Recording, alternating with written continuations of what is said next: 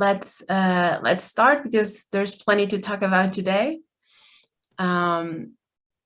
So I hope you're enjoying this week's conference. My name is Andrea, and today, along with Carla and Bipashi, we will present an interactive online game that we have developed named Systemic Change. So by now, hopefully most of you are already familiar with TIPC. This game was developed by TIPC's Mobile Transformative Innovation Lab, MoTIL, which is a central platform of TIPC where the knowledge that has been produced in TIPC, in the consortium, is consolidated and exchanged between and beyond the members of the consortium. So the team, MoTIL, has been working on creating what will be known as a resource pack, which is a collection of learning materials and tools and comparisons that all of this aim to create a long-lasting impact over the 4 or 5 years of TIPC policy experiments and engagements. So within this MoTIL resource pack, as I mentioned before, one of the tools that will be included is the systemic change game that we will discuss today. And the rationale for this, for developing this game was sort of to encourage the knowledge sharing and to improve the understanding of key concepts around socio-technical transitions with academic stakeholders, but also with non-academic stakeholders. So in the agenda for today, what we will do is that we will first listen to a short presentation from Bipashi on the game development. We will then have Carla sharing her screen and showcasing the Miro board. You will there be able to see the game board, the players, the resources, and all of the elements within the game. And then finally, we will have a Q&A session. So if you have any questions, please do type them on Zoom's chat or on the other platform. We will be happy to have a lively discussion with the audience here today. And also, if you're up to it, you can just open your microphones within the Q&A, and then we can have a more interactive session and conversation. So yeah, without further ado, let's begin. Bipashi, you have the floor. Thanks, Andrea, and welcome everyone to the third day of the conference. I am going to share my screen, and I'm looking for, let me just go back. This is not, I thought I will skip the first step of doing it full slide, full screen, but it doesn't work. So I have to share first and do the full screen later on. Okay, so here we are.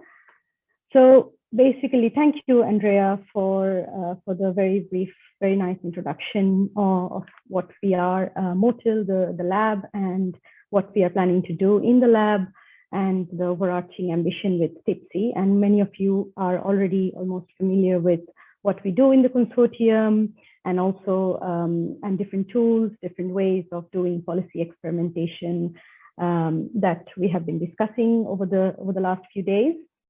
So this is just looking specifically into this idea of game-based learning. And this is a game-based learning tool that we have been developing about systemic change, and we call the game Systemic Change. So I am a research fellow at SPRU at University of Sussex, and together with Carla, Andrea, and Imogen, our colleague, we have developed this game with the help and feedback from the wider TIPC colleagues. So just an overview of today's presentation. So I will touch upon these 4 things. First of all, I will talk about the value of learning games for transformative change. Then I will go specifically I will take you through how we developed our learning game. And then thirdly, I will talk about the testing, the very important part of testing testing the game, different iterations of the game, and also we did sort of an analysis of our game development process. And then finally, I would conclude with some reflections on the game-based learning and some of our experience of doing game-based learning. So to begin with, what is a value of game-based learning? And this is based on the literature. So first of all, so we have two entry points to this idea, to this initiative, right? One is the complexity of navigating systemic change. So when you look at the sustainability transitions literature, it offers a heuristic for understanding systemic change through multi-level dynamics. So you can learn about the ideas of niche, regime, and landscape, and how these different levels interact with one another. And that's a heuristic that's for understanding how change happens in socio-technical systems. But then there is ambiguity in the definition and also in the operationalization of socio-technical system as a concept, and different aspects of a system and different aspects of a systemic change process. So for example, there are multiple dimensions and rules comprising a system. So how do we understand these different dimensions and rules? Then there are actors who are inclined to work in silos, avoiding conflict and negotiation. So how do we understand transition actors? And then there are issues of power struggle, politics, self-interest, institutional embeddedness of actors, and also their motivations and willingness and capacities to act on systemic change. So these are some of the issues. And then there is a fourth issue of the current structures of evaluation. How do we understand outcomes, and how do we understand impact of our action? So there is a lot of things to understand about a very complex process of navigating systemic change. So that's the first sort of motivation for our initiative, that we want to understand better the process of systemic change.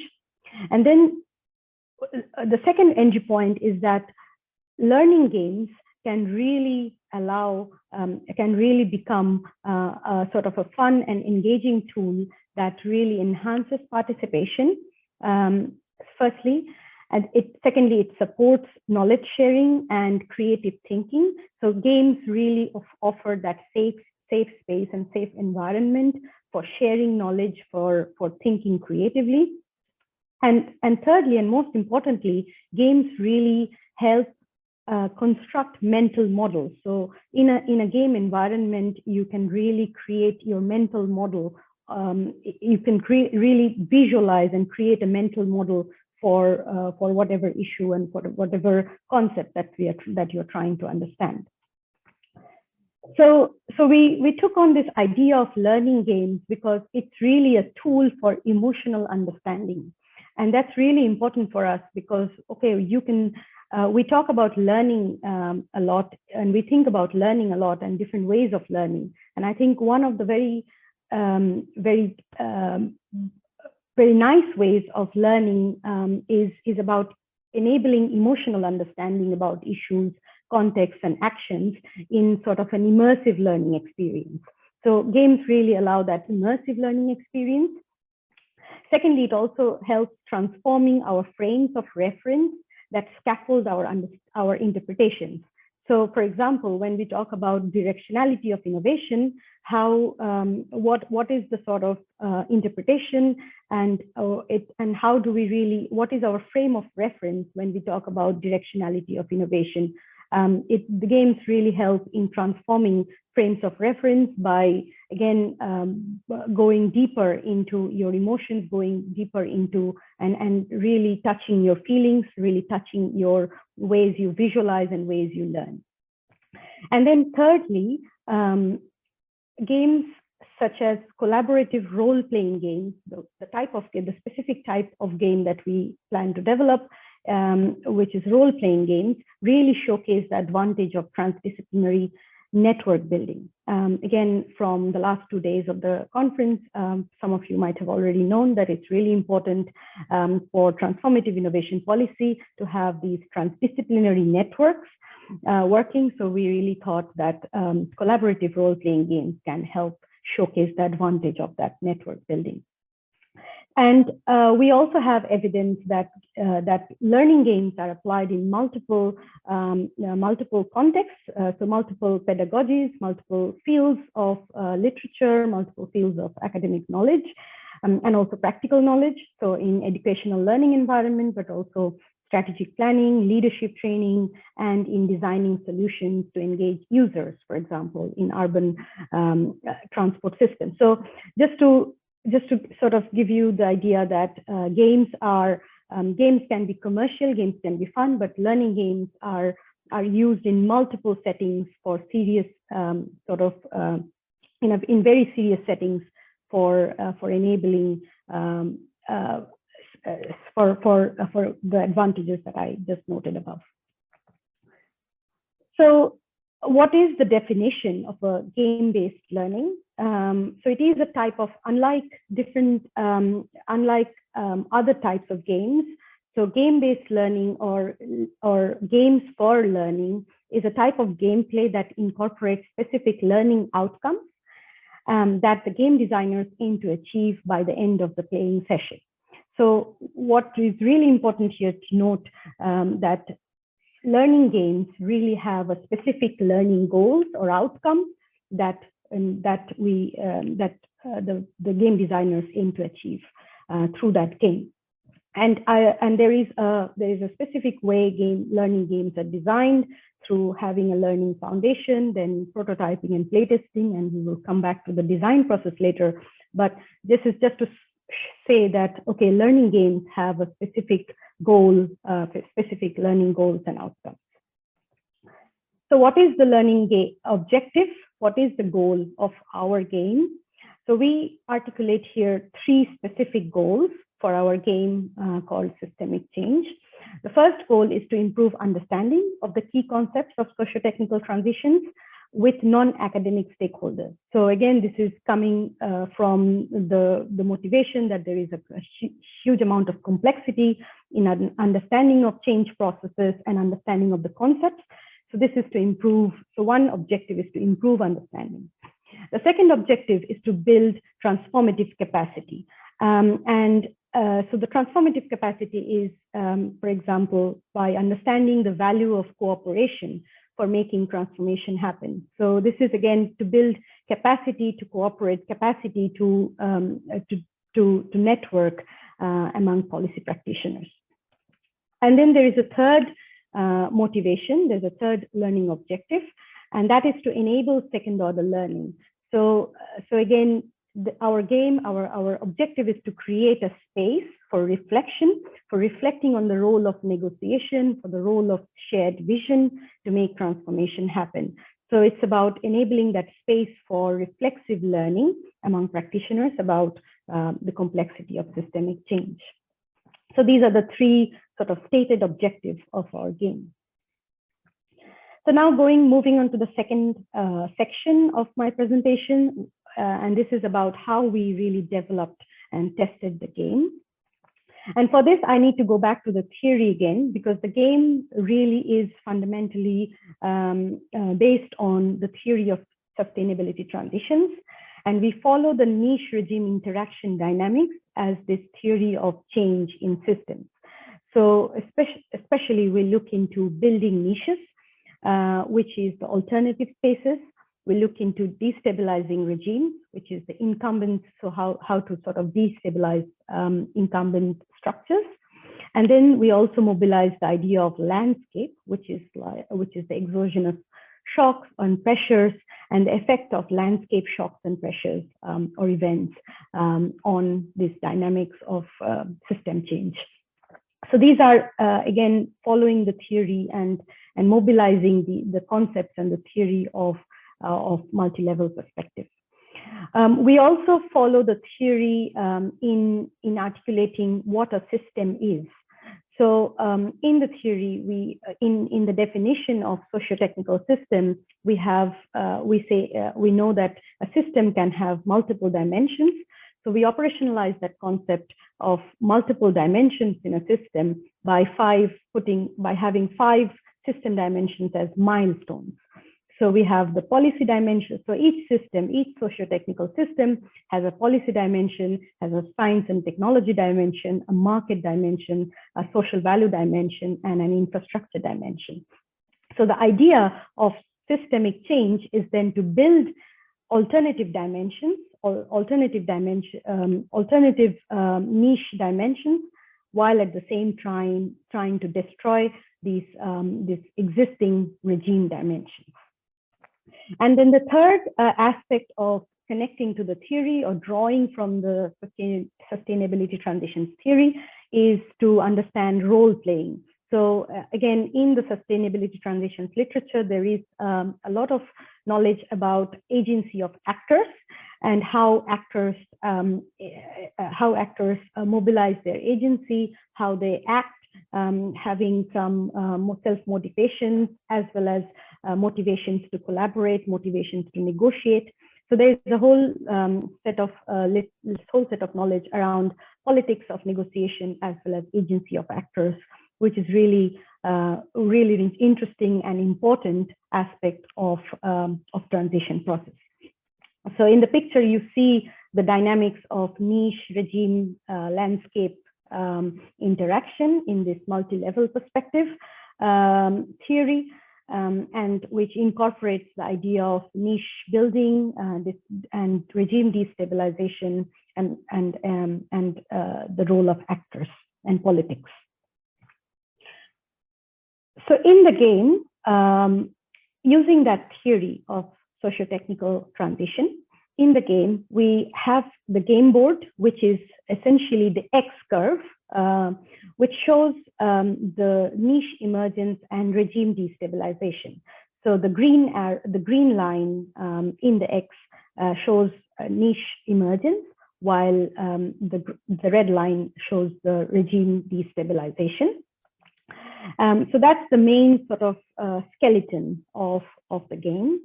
And then we also mobilize the idea of transition actors, multiple transition actors, by giving 5 transition actor roles. So in this role-playing game, you can act as one of these 5 transition actors, and these are private investors, the scientist.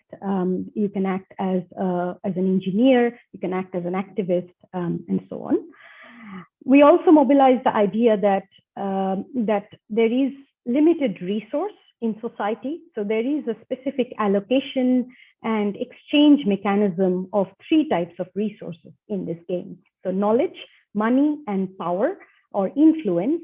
So instead of power, we call it influence. So basically we have 3 types of resources that the actors or the players exchange between. They have some allocation and exchange between them.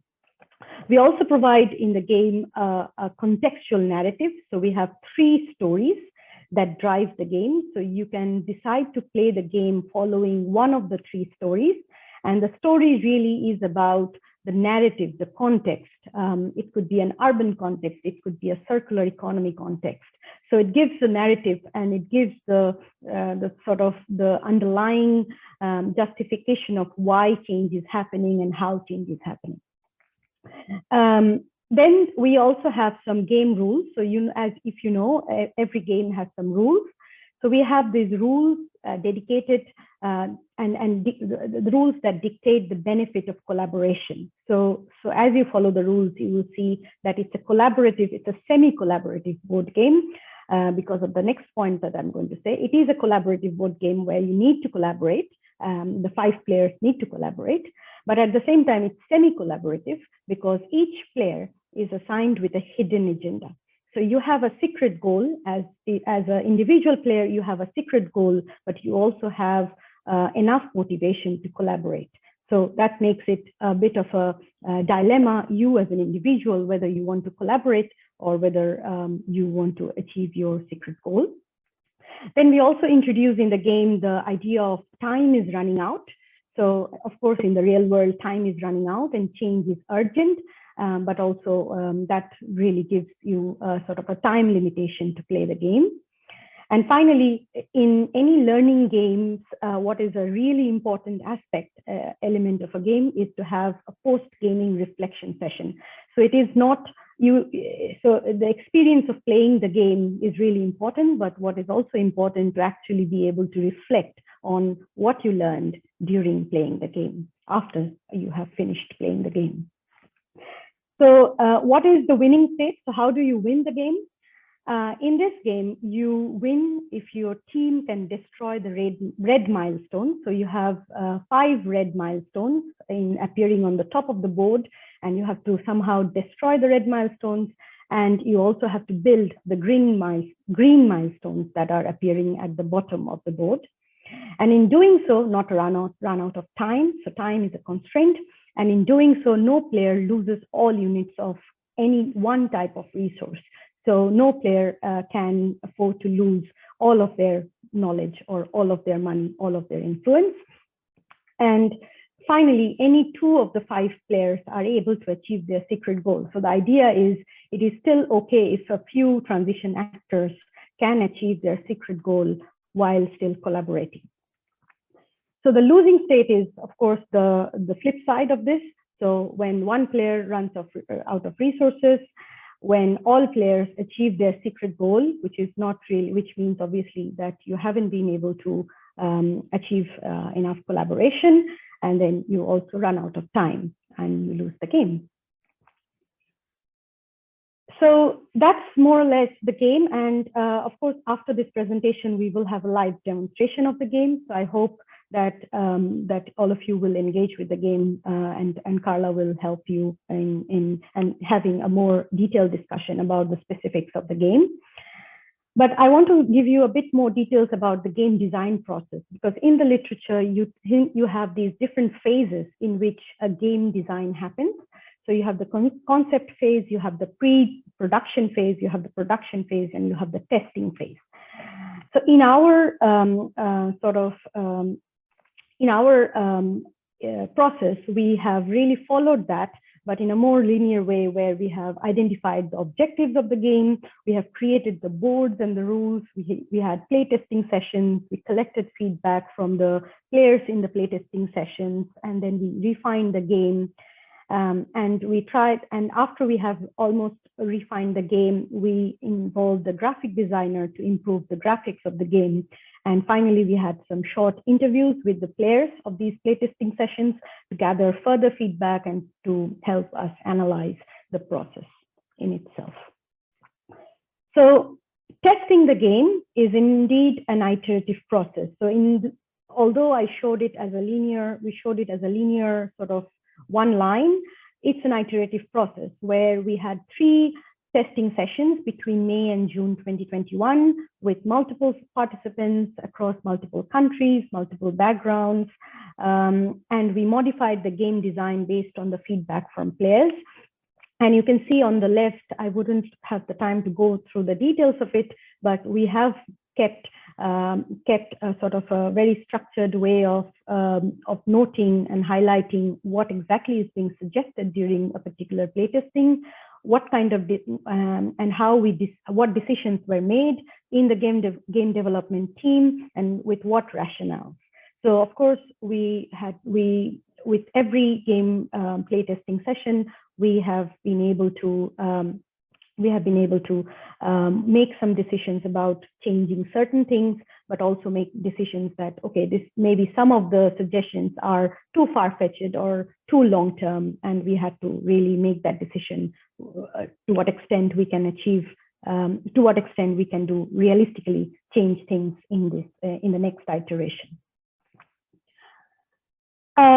So I just wanted to give you a very brief overview of the analysis of the playtesting and the interviews. So we interviewed the players on their experience of playing the game, and we received comments across these 5, you could say 5 different topics.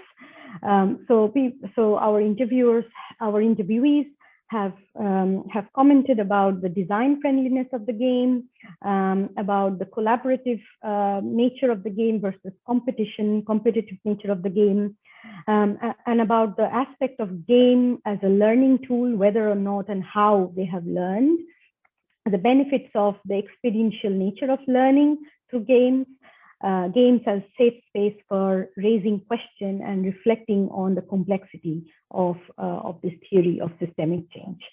And just to show you a quote where one of our interviewees were talking about that, yes, TIP, transformative innovation policy, is a concept that is easy to understand on a high level, but operationalizing it is really hard.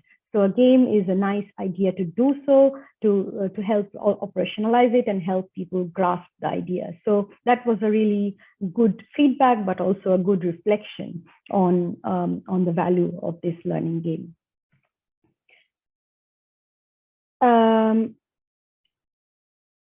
And following the feedback, we also reflected on the idea of facilitation in games, especially the role of facilitator in our particular game. So right now, the systemic change game is a facilitated game. So ideally, it's not played without a facilitator. Right now, it's not played without a facilitator. So in all our previous playtesting sessions, we had a facilitator trying to sort of moderate the game. And there are certain advantages of having a facilitator while you play the game. So he or she can clarify the rules. He or she can encourage role playing and inclusivity and entertain and create an entertaining environment. And the facilitator can also explain the concepts if you need. So that we are mobilizing a lot of concepts like niche, regime, landscape. So it's really good to have someone who is knowledgeable and who can explain the concepts if needed. But at the same time, there are certain disadvantages in having a facilitator in the room where he or she can probably dominate and control the negotiation. It also requires training on how to facilitate a game, and it also makes it difficult to scale the game. When you have facilitator, you only have that many number of facilitators. So you cannot have a situation where I don't know, for example, in this conference, if 100 people wants to play the game, we wouldn't have the capacity to facilitate 5 into 100, so 20 game boards. So we don't have that many facilitators. So it's difficult to scale when you have a facilitated gameplay. And this is a widely debated topic in the literature. So we really thought it's important for us to reflect on whether or not we want a learning game to be facilitated or not. So just to reflect on the post-gaming reflection, as I said, it's really important in learning games to have a discussion after the gameplay. So we have created these 4 questions that we have always asked our players after the game on what were their sort of aha moments, something surprising, what did they reflect about the story narrative, about the sequence of building and destroying, and then how did the landscape events impact, and the process of negotiation and coordination among players. So these are some of the questions we could ask the players to reflect on after they have played the game. And this is just a beginning, sort of a starter, and then the players are free to sort of reflect on anything else they have found interesting or worth mentioning. So to wrap up, I would just emphasize on the main things. So game-based learning approach can really, we really felt it can improve understanding of complex socio-technical system change theory. Because it helps in enhancing reflexive learning among actors and organizations, while also building and supporting transdisciplinary networks. So it creates that space for learning as well as networking. And designing a game following an iterative and co-creational process through playtesting was fundamental. So we really followed the theory, but also we really followed our sort of ways to be iterative, to be co-creative together with the players while playtesting. And that was really fundamental in stimulating a more meaningful and engaging experience for the participants in the testing sessions. And although facilitation in games have both pros and cons, systemic change is more significant and insightful, we felt it to be with a trained facilitator. And this is also the feedback we gathered through the interview. So before we close, I would like to acknowledge the funding from the University of Sussex Business School's Engagement Facilitation Fund. And we won that fund last year, and that helped us in developing the game. We would like to also thank our game designers. So we did work with an expert who is an expert in designing and developing games, and also using games in different learning environments. So his inputs were really, really helpful in having the technicalities in place about how to actually develop a game. And we would like to thank the TIPC team for extensive feedback on the first and second prototypes of the game. So as we did further iterations.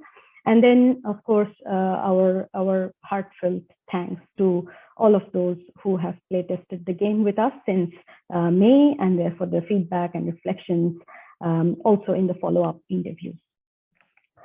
And the final slide about the next steps. So as Andrea said, we are planning to launch the game as part of the TIPC resource pack. So it will be one of the tools that we are going to showcase in the resource pack, and it will be available as a digital game as well as hopefully an in-person game after we come out of the pandemic. We are also working on an academic publication about this game development process, the kind of sharing the methodology and reflections about our experience. And also you can follow the development of the game through the TIPC Digital Digest. Yeah, so that's the end of the presentation. And I would like to hand over to Carla now for the live demonstration, and then before we move on to more questions and comments. Thank you. Thank you, Vipashi. So I will show you how you can learn more about this game using the conference platform. So if you go to demonstrations, you will find various groups of initiatives. This is ours, the Transformative Innovation Policy Consortium. If you click visit, you have the possibility of downloading an info sheet that provides you with the basic information and rules on how to play the game. And we have created a mirror board, which is the same one I posted on the chat. So the mirror board will take you here. And this is a space that we have developed for you to try to play if you want. So feel free to move anything. You'll find that there's various elements that you can choose to move. For instance, here there's the 3 narratives. So first you have to choose one narrative. You can maybe put it here if you want to start playing with this. And then we have the different players. We have up to 5 players, but you can play with less than 5.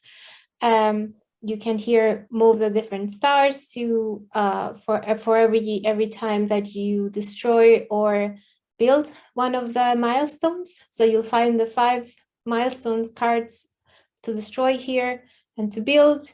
You can move them into the board whenever you have already build them or destroy them according to what corresponds in each case. And each of the players has a description of the different characteristics of the player. You can also move the resources as you wish when you need to spend them for a different for each of the different milestones. And then you can add more resources if needed. You'll see that sometimes it says 9 resources and there's no 9. I think, yeah, we're still missing a few. So just make sure that you have the right number of resources. So as you can imagine, this is knowledge, this is influence, this is money. So the game, how the game works.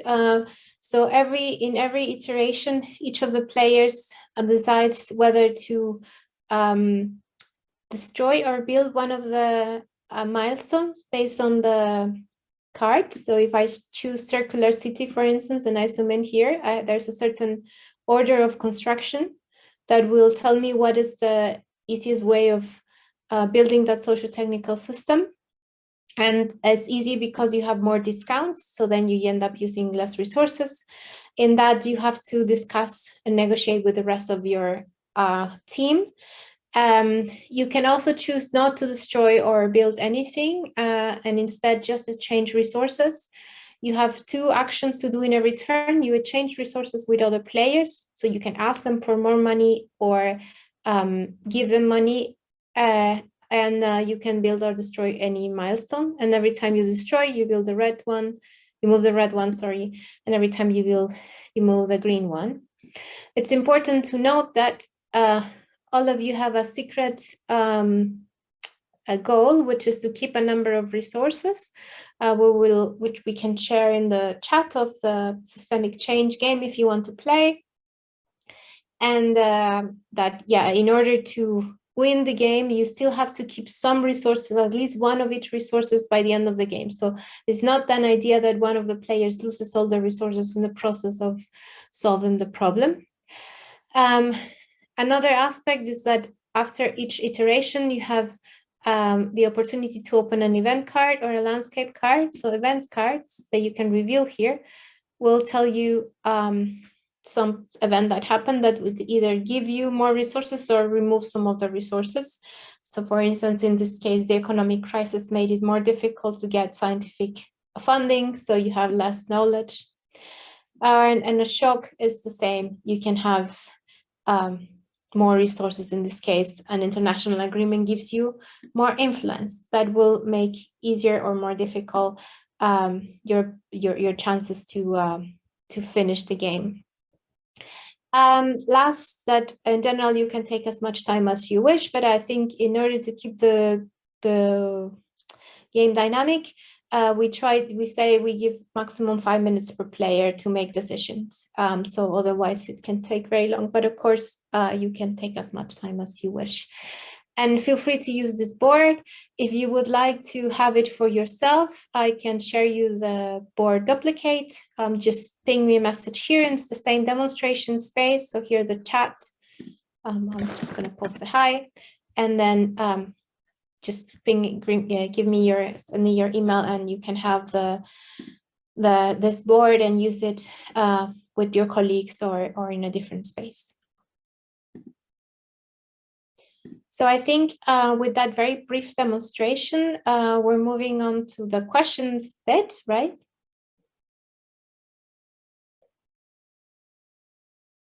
So if you have any questions or comments, feel free to post it in the chat or just unmute yourself.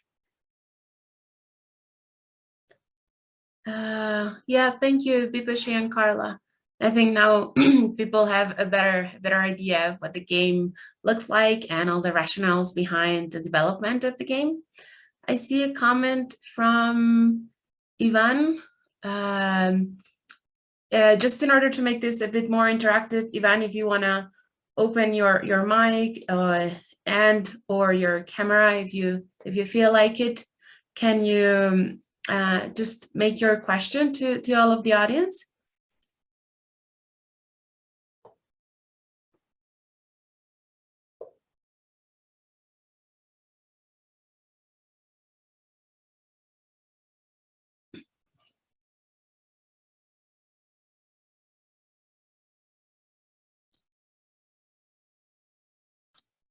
Yep, now we can see you. You're having trouble with your microphone. All right, no worries then. I'll just read out the question. Ivan says, I think it's a very important work with lots of applications. Have you assessed the outputs of the implementation of the game, and have the users improved their understandings about the concepts of socio-technical transitions? Have they improved in their skills to cooperate with others and to make transformations happen? Bipashi, I don't know if you want to address some of these questions because it's kind of like 3 in 1. Yes, yeah, that's a very important question, Ivan. I'm really glad that you asked that question, because we have been in the team, we have been discussing exactly these questions of how do we understand or how do we assess whether the learning objectives are being met. You know, we have the objective for improving understanding, but how do we evaluate it? So the short answer is obviously the game is very new and we have only place tested it in a couple of occasions.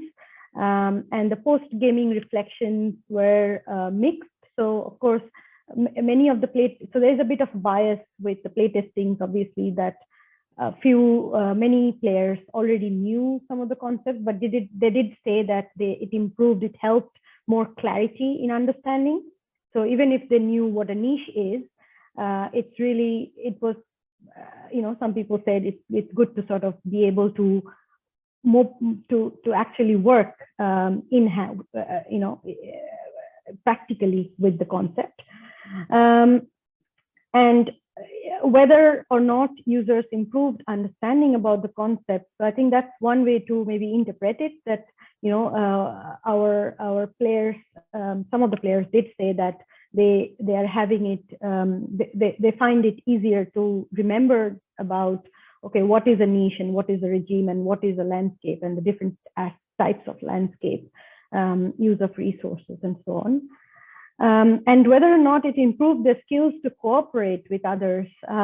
Well, we have seen different dynamics in the playtesting sessions. So in one of the playtesting sessions, things were really smooth, where people were collaborating very easily, while in other sessions, depending on the dynamics in the room, you might find it difficult to collaborate and difficult to cooperate. So it depends on the players and the dynamics, I guess.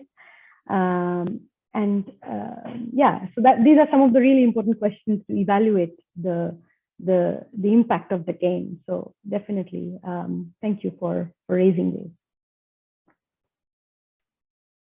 Thank you, Vipashi. Just to complement a bit this answer, sorry. I remember when developing the game and analyzing the insights of the participants, we did kind of question ourselves, what exactly did we consider a successful playing session?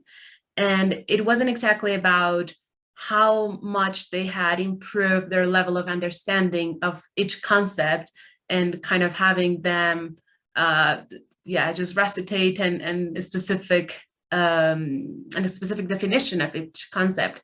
But it was more about to what extent did the game triggered conversations about the implications of the MLP concepts, how or if they could question their assumptions about systems and about systemic change, and also to what extent could they kind of put themselves in the role of another player if they were a researcher, but actually in the game they were playing as an engineer. Was it possible for them to start thinking as an engineer and just realize how they are constrained in one way or another, or if they sort of had an interest and a specific interest on building more sort of gray infrastructure. So yeah, again, thank you very much for the question, Ivan. It's very interesting. Now, Lakshya has their hand up. Sorry if I mispronounce the name. Feel free to open up your mic, and if you feel comfortable to share your to put your camera on as well.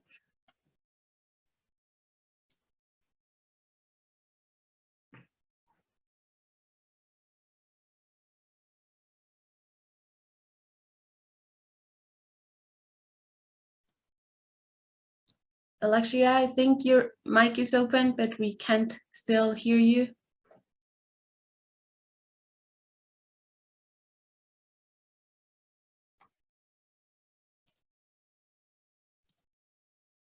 I think there might be a problem with your mic.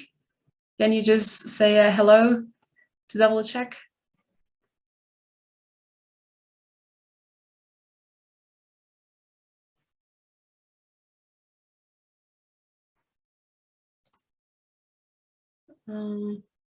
No, maybe it's not working. Pip, can you double check if the audience is allowed to open their mic? Maybe it's a problem in our side. No, they're allowed to open their mics. I think here, yeah. Yeah. Well, you can type the question as well if you're not able to use the microphone. If somebody else wants to sort of just raise their hand and ask a question or a comment, maybe reflect on to what extent this would be useful for your own context, or if it might need any sort of adaptation to be able to play the game in your organization or in your geographical setting.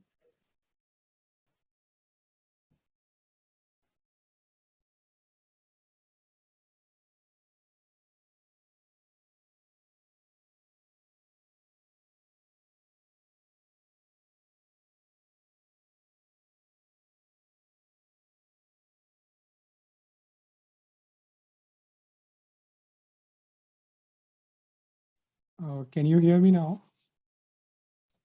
Yes, now we can. Great. I think something happened. So sorry for this delay.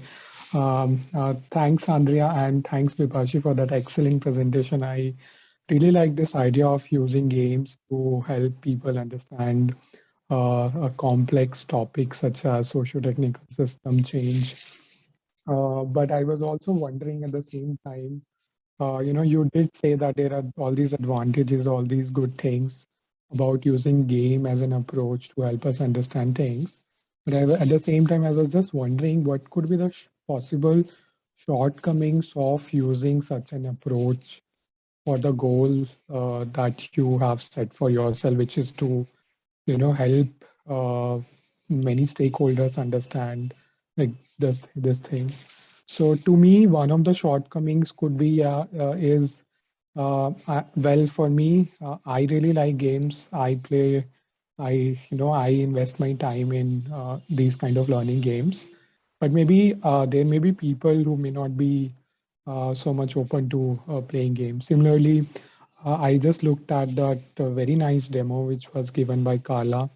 But then I was also wondering, maybe for other people who are not really good with laptops and with they are not so e-savvy, maybe for them it will be difficult. So these are just 2 points, but I'm sure there may be many other things that one would need to keep in mind. But anyhow, I think this was a very wonderful approach. Thanks.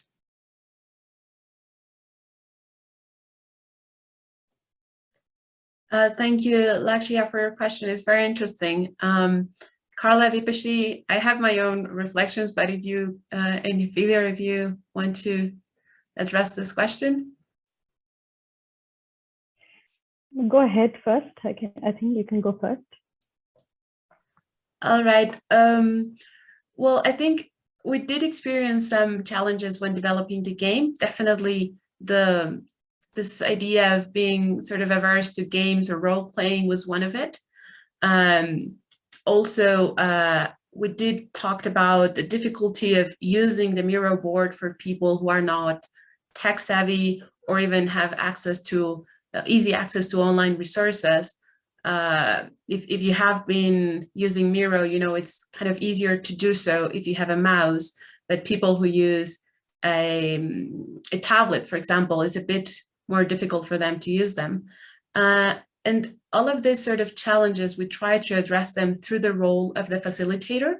So this person should have the skills to both to help in the tech side of things, but also to sort of encourage the role-playing side of the game and just promote people having a good time there just by imagining what a researcher would say when they exchange a resource and say, I'll give you my knowledge in exchange of your funding, and I expect the draft of the proposal in 2 weeks, or just any sort of comment to make them engage a bit more in the role they're playing.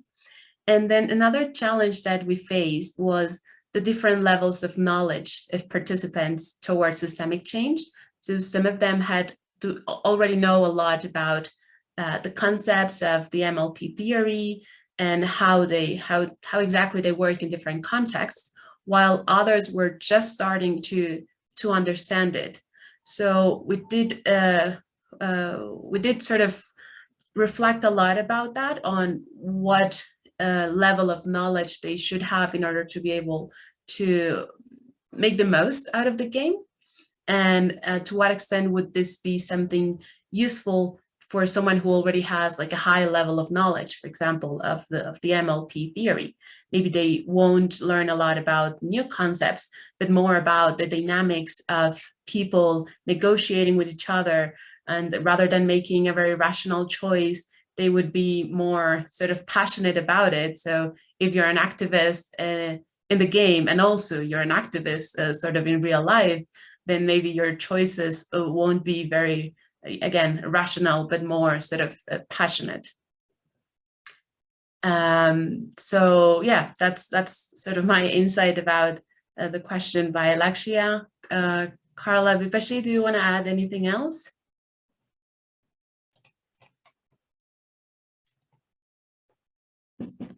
I think that points about other audiences that are not so tech savvy, that's a very important one, especially we had a similar comment in a workshop we did with where there was somebody working in South Africa with communities, and she thought that this would be interesting to sort of present some of the elements of the project, but she went even deeper to say, we're already giving you kind of the story, so how can the participants make their own stories about what the socio-technical system game is about, socio-technical system change is about, and how can we use this game to tell their stories rather than sort of only for understanding prefix systems. It was a bit of a kind of an exploration. I think this is something that we still need to do, and of course there's the limitations of us being trapped in our home offices, as many of you might be, but definitely something that we would like to explore in the future when we have the chance of working with groups that are non-academic and definitely not in an online environment.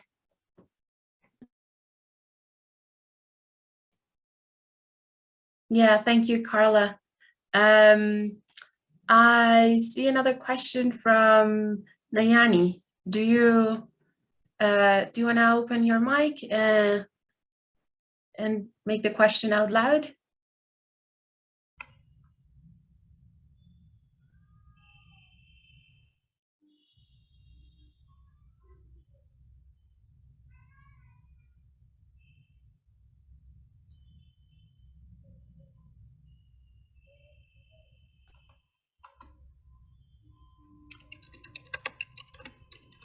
I think we can hear you sort of typing, but maybe not, not your voice. I'm gonna read the question out loud, and if your mic starts working, feel free to stop me. So Nayani says, I'm thinking, how can the games be implemented for the local community people in the context of Global South India? And so how inclusive will the game be in this case? So of course, Vipashi, I think maybe you can have a better sense of how to answer this question. Yeah, so it's a very important question, but I don't have a clear answer, to be very honest. Hello, so one, hear me? yes, we can hear you. Oh, finally, thank you. Yeah, I was just wondering that how can this kind of a game be implemented in the community level? Because transitions, as you were talking about the multi-actor approach. So I'm just wondering, what about the local people, especially in the context of India, who highly do not have, knowledge, especially in the rural areas. So how inclusive will be such an approach? Yes, So thank you. I think the main question here is obviously who can use the game. So when we develop a game, we did talk about what is our target audience for this game. And of course, the problem of scaling, right? So we did talk about how to really make it more scalable, how to make it more, how to disseminate the game in the wider society. And one of the questions is obviously, we need to sort of think of inclusivity, think of involving multiple actors, but also there are limitations. And I wouldn't say that people don't have knowledges. I would say people have different types of knowledges, which is important to capture and learn from. So I think it's a big question and it needs a deeper discussion. I don't think we have the time to do that. But one thing I would just go back to Laksha's point, the first point about interest in playing the game. I think one important thing, and the reason why we are talking about the value of learning games and the benefit of learning games is that we need to develop sort of innate motivation and innate interest among people to play games using their valuable time, because people want to do circulation of knowledge and networking, and we need to create spaces for networking. But yes, in many circumstances, we see there is a lack of motivation. People think that gaming is not really a serious thing to do. So we really need to build that awareness. I feel that it can be a really useful tool for learning and networking. Thank you so much. So with that, I think we have very less time. So maybe Andrea, you can wrap up.